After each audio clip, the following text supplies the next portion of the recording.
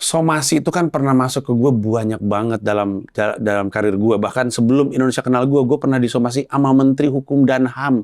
Gara-gara acara provokatif-proaktif di Metro TV zaman dulu. Saat lu masih membela Anies kan? Yang aneh kan adalah, gue gak suka sama lu. Gue sebenarnya bisa berhubungan sama lu langsung untuk nanya sama lu. Betul, apa maksud lu? betul. Tiba-tiba masuk ke polisi. Cuman, yang wajar kan adalah, coba deh gue tanya.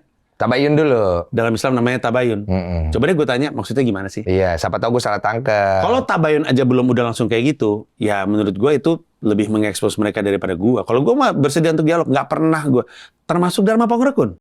Oh, jadi setelah itu banyak di pihak-pihak itu menghubungin lo? Kecuali Dharma Pongrekun. Oh, kayak Mas Gibran nggak ngubungin?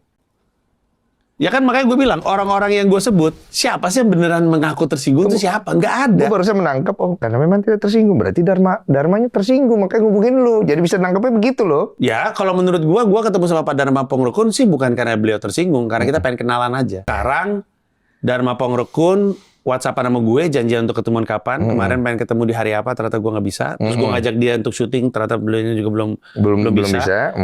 Jadi kita cari waktunya aja. Tapi intinya adalah, untuk semua yang pernah terjadi dalam karir gue, untuk semua orang yang tersinggung, itu adalah haknya dia. Bahkan di tahun 2022, gue punya pertunjukan, temanya tentang ketersinggungan. Di dalam pertunjukan berdurasi 3 jam itu, gue bilang bahwa orang tuh punya hak untuk tersinggung.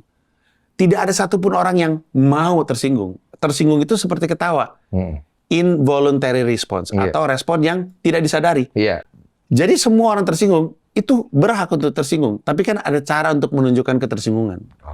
Nah kalau misalkan ada yang pengen berdialog sama gue, tabayun sama gue, dengan senang hati. Apa pernah gue historinya kebanyakan selalu berdialog. Berarti yang gue tangkap di sini adalah mensrea lu kemarin adalah usaha lu untuk mendewasakan masyarakat bagaimana menyikapi suatu isu dan bagaimana membicarakan suatu isu dengan dewasa.